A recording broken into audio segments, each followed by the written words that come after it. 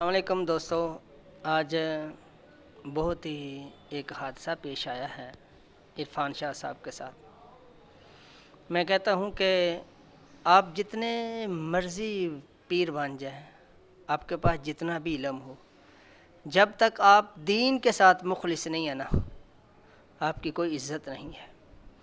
آج وہ عرفان شاہ صاحب، میں خود جب جامعہ نعمیہ سے فاضل ہوا تھا تخصص فی الفقہ میں، تو انہوں نے دستار دی تھی اپنے ہاتھوں سے، اور میری اول پوزیشن آئی تھی، اور انہوں نے اپنے ہاتھوں سے وہ انعام مجھے دیا تھا۔ بڑی خوشی ہوئی تھی اس وقت، وہ واقعی ایک عظیم انسان تھے۔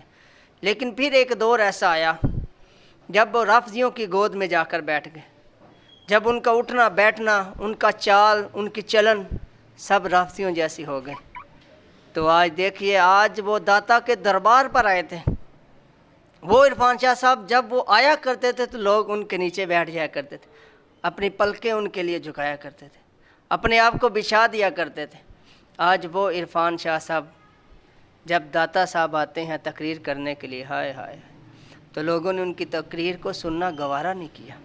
وہاں لبیک کے نعرے شروع ہو گئے، اور ان کی تقریر لوگ سننا نہیں چاہتے تھے۔ میں نے اقبال سے پوچھا، اقبال وجہ کیا ہے؟ وہ لوگ جو عرفان شاہ صاحب کے لیے اپنی جانیں بھی دیا کرتے تھے، ان پر کوئی حملہ کرتا تھا تو خود آگے ہو جایا کرتے تھے، ان کے خلاف بات نہیں سنتے تھے۔ میں نے کہا، اقبال بتا، آج عرفان شاہ صاحب کو داتا صاحب کے دربار پر وہ آئے، لوگوں نے سنا نہیں، تو یہ کیوں نہیں سنا؟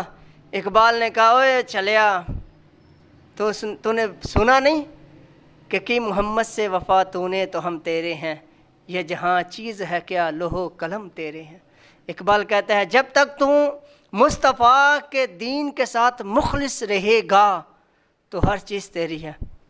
اور وہی اقبال نے کہا تھا کہ سبق پھر پر صداقت کا، عدالت کا، شجاعت کا۔ آج وہی ابو بکر صدیق کو ماننا پڑے گا، عمر فاروق اور عثمان غنی اور حیدر کرار۔ اور یہ جو ہمارے ہاں معصومہ کا ایک بہت، میں اس پہ گفتگو نہیں کرنا چاہتا کیونکہ بڑا سینسٹیو موضوع ہے، تو اس موضوع کو لے کر آپ نے دیکھا کہ کتنے ہنگامے کھڑے ہوئے تھے فقط ایک بات پر، اور اس پر میں ڈاکٹر جلالی صاحب کو اپریشیٹ کرتا ہوں کہ انہوں نے وہ بہت دلائل دیے، اور انہوں نے بتایا کہ مسئلہ یہ ہے، اور انہوں نے رجوع بھی کیا اپنی بات سے، اور ان کا قول پھر آخر میں وہی تھا کہ میں یہ نہیں کہوں گا کہ سیدہ پاک کے بارے میں کہ جب لوگ کہیں گے، کوئی کہے گا کہ ابو بکر ظالم ہے، تو میں کہوں گا ابو بکر ظالم نہیں ہے اور سیدہ معصومہ نہیں۔ تو انہوں نے اپنے قول سے رجوع کر لیا تھا، لیکن پھر بھی ان کے خلاف آج درباروں پر لوگ اپنے آستانوں پر ان کے خلاف باتیں کرتے ہیں۔ تو ہوا کیا دوستو، دیکھیے وہ عرفان شاہ صاحب جس کی جلالی صاحب بڑی عزت کیا کرتے تھے۔ میرا جلالی صاحب تو کوئی ذاتی کوئی ان سے مفاد نہیں ہے، نہ میرے وہ استاد صاحب ہیں، میں نے ان سے کوئی تلمذ نہیں کیا، لیکن پھر بھی ان کی عزت فقط اس وجہ سے ہو رہی ہے کہ وہ دین کے ساتھ ابھی بھی مخلص کھڑے ہیں۔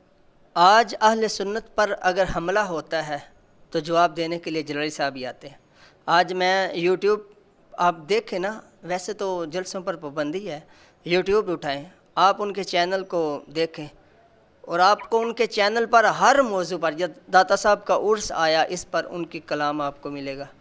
یہ جلالی صاحب وہ جو سیدنا ابو بکر صدیق کی جب عزت پر مسئلہ ہوا تو انہوں نے جواب دیا، سیدنا امیر معاویہ کی عزت کا مسئلہ آیا وہ کھڑے ہوئے، عمر فاروق کا مسئلہ ہے وہ کھڑے ہوئے، سیدہ مولا علی کا مسئلہ آیا، سید مولا علی کا مسئلہ آیا وہ کھڑے ہوئے، سیدہ پاک کا مسئلہ آیا تو وہی کھڑے ہوئے۔ تو وہ ان کے ساتھ ابھی بھی الحمدللہ ہمارے دل ہیں، اور میری دعا ہے کہ اللہ تعالیٰ انہیں اسی طرح دین کے ساتھ مخلص رکھے، اور دین کی انہیں مزید ان سے خدمت لے دین، اور ان کو بھی اسی طرح ڈٹ کر حق بیان کرنے کی توفیق عطا فرمائے۔ اور آخر میں وہی ایک بڑا جملہ سخت بھی ہے اور سخت نہیں بھی ہے کہ عرفان شاہ صاحب اور پیر، وہ بڑی سی انہوں نے پگڑی پہنی ہوتی ہے، وہ کہاں تھے جب سیدنا ابو بکر صدیق کی عصمت پر حمل ہوا؟ کہاں تھے وہ؟ جب دیگر صحابہ کرام کی ذات کا مسئلہ آیا تو کہاں تھے وہ؟